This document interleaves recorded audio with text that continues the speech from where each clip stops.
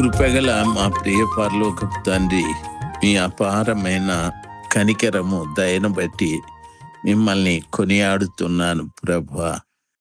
తండ్రి, అల్పుడనైనా నన్ను మీరు ఈ ఉదయమందు జ్ఞాపకం చేసుకున్నారు. వాక్యం వింటున్నటువంటి మీ ప్రియ బిడ్డలందరినీ జ్ఞాపకం చేసుకున్నారు. ఈరోజు ఇంకను చాలా మంది బిడ్డలు నీ వాక్యం వినటానికి మీరే కృప చూపెట్టారు. వేల వేల మంది నీ వాక్యాన్ని విని బలపడుటకు సహాయం చేసినందుకై స్తోత్రాలు. నీ వాక్యాన్ని వింటూ వింటూ ఉండగా బిడ్డలు ప్రభా స్వస్థపరచబడిని శరీర సంబంధమైన వ్యాధుల నుండి పరిపూర్ణమైన విడుదల పొందుకొనివ్వండి స్వామి. నీ వాక్యం వింటూ వింటూ ఉండగా తండ్రి, నీ ప్రజల మధ్యన గొప్ప అద్భుతములు జరిగించండి. ఇంకను నీ వాక్యం వినాలనే ఆశని పుట్టించండి తండ్రి. అనేక మంది ప్రభా నిన్నెరగని జనము కూడా ఈ వాక్యం విని మార్పు చెందుటకు దేవా కృప దయచేయండి. మీరే మహిమ పొందుకొనండి. యేసు ప్రభు నామంలో ప్రార్థన చేసి వేడుకుంటున్నాను పరలోకపు తండ్రి, ఆమెన్. ఆగస్టు మాసం 5వ తారీఖు 2026 బుధవారం. ప్రియులారా, నెహెమ్యా గ్రంథము 13వ అధ్యాయం మొట్టమొదటి వచనము నుండి ఉన్న విషయాలు ధ్యానించటానికి పరిశుద్ధ ఆత్మ దేవుడు మనకు సహాయము చేయని. ఆ దినమందు వారు మోషే గ్రంథము జనులకు చదివి వినిపించగా అందులో అమ్మోనీయులు కాని మోయాబీయులు కాని దేవుని యొక్క సమాజమును ఎన్నటికీ చేరకూడదు. వారు అన్నపానములు తీసుకొని ఇశ్రాయేలీయులకు ఎదురుపడక వారిని శపించుమని బిలామును పరచిరి. అయినను మన దేవుడు ఆ శాపమును ఆశీర్వాదముగా మార్చనని వ్రాయబడినట్టు కనబడెను. కాగా జనులు ధర్మశాస్త్రమును వినినప్పుడు మిశ్ర జన సమూహమును ఇశ్రాయేలీయులలో నుండి వెలివేసిరి అని వాక్యము సెలవిస్తుంది. ప్రియులరా, గమనించాలి. నేను 3వ వచనం వరకు చదివి వినిపించాను. దేవుని యొక్క గ్రంథము ప్రజలకు చదివి వినిపిస్తూ ఉన్నప్పుడు అందులో అమ్మోనీయులు కాని మోయాబీయులు కాని దేవుని యొక్క సమాజమును ఎన్నటికీ చేరకూడదు. దయచేసి గమనించాలి. ఇశ్రాయేలు ప్రజలు ఐగుప్తు నుండి కనాను వెళ్ళేటప్పుడు ఈ అమ్మోనీయులు మోయాబీయులు వారు రొట్టె లేకపోతే నీరు, ద్రాక్షరసము ఇలాంటివి ఇశ్రాయేలీయులకు తీసుకొని రావాలి. ఎందుకు అవి తీసుకురావాలి అంటే, చూడండి, అమ్మోనీయులు మరియు మోయాబీయులు ఇద్దరు లోతు వంశస్థులు.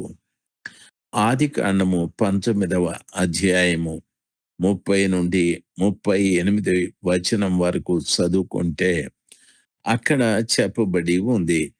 సొదొమ మరియు గొమొర్య నాశనమైనప్పుడు లోతు కుమార్తెలతో పాటు లోతు వెళ్ళిపోయాడు.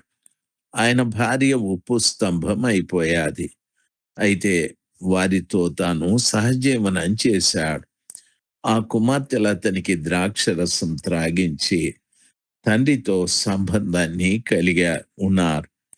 ఆ తరువాత పెద్ద కుమార్తెకు పుట్టినవాడు మోయాబు, అతని సంతానము మోయాబీయులు.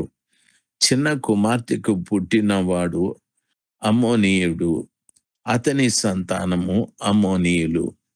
వారు నివసించిన ప్రదేశము కూడా మోయాబీయులు మృత సముద్రపు తూర్పు దక్షిణ ప్రాంతంలో వాళ్ళు నివసించారు.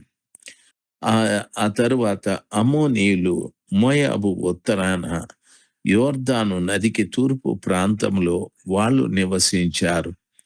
ఈ రీతిగా వారి వంశాలు అభివృద్ధి చెందుతూ వచ్చాయి. అయితే ఇజ్రాయేలీలు అరణ్య ప్రయాణం చేసేటప్పుడు వారికి ఎదురుగా మోయాబీయులు కానీ, అమ్మోనీయులు కానీ వెళ్ళి ఏదో రొట్టెని వారికి రొట్టెను కానీ, నీరు కానీ, ద్రాక్షరసము కానీ, ఇటువంటి ఆహార పదార్థాల్ని అందివ్వలేదు. మోయాబు రాజైన బాలాకు, బిలాము ద్వారా ఇశ్రాయేలీయులను శపింపచేయాలని ప్రయత్నము చేశారు. బాలాకు బహుమానాలిస్తాను, నిన్ను ఘనపరుస్తానని బిలాముని మభ్యపెట్టాడు. బిలాముని దేవుడు దారిలో హెచ్చరించాడు. మీరు సంఖ్యాకాండము 22వ అధ్యాయము, 24వ అధ్యాయాల మధ్యలో బిలామును గూర్చిన విషయాలు చెప్పబడ్డాయి.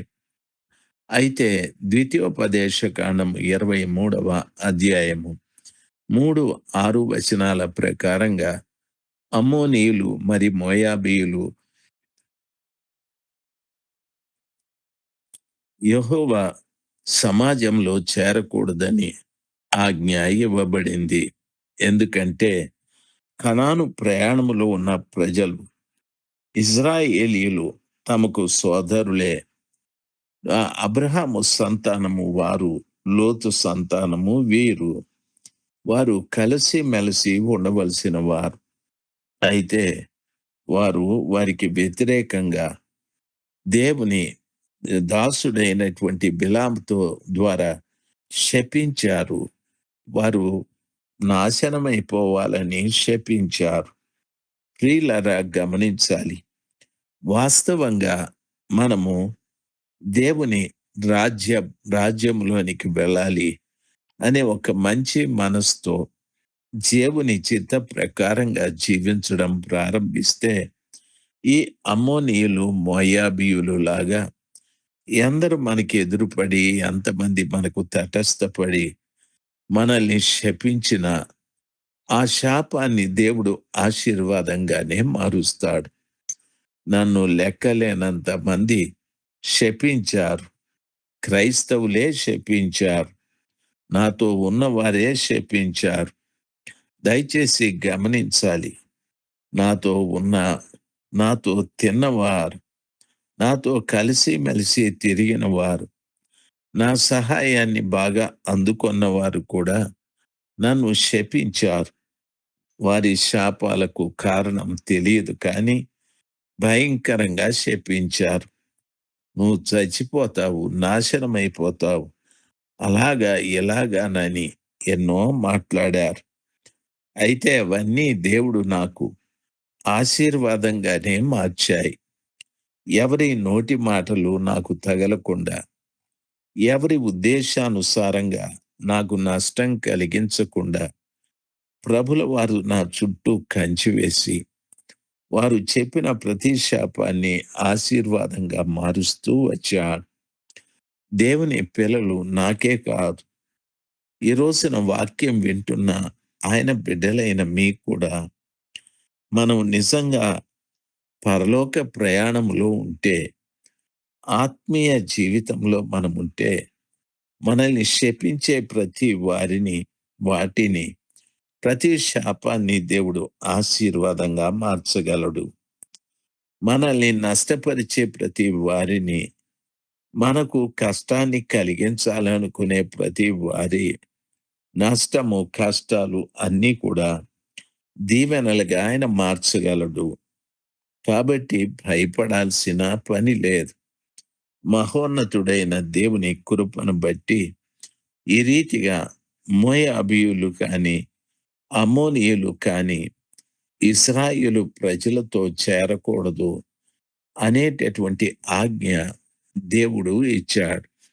ఆ విషయము ద్వితీయోపదేశ కాండము 23వ అధ్యాయము 3, 6 వచనాలలో చెప్పబడ్డది. అయితే ఒక విశేషమైన సమాచారం. ప్రియులారా, రూతు గ్రంథంలో రూతు మోయాబీయురాలే.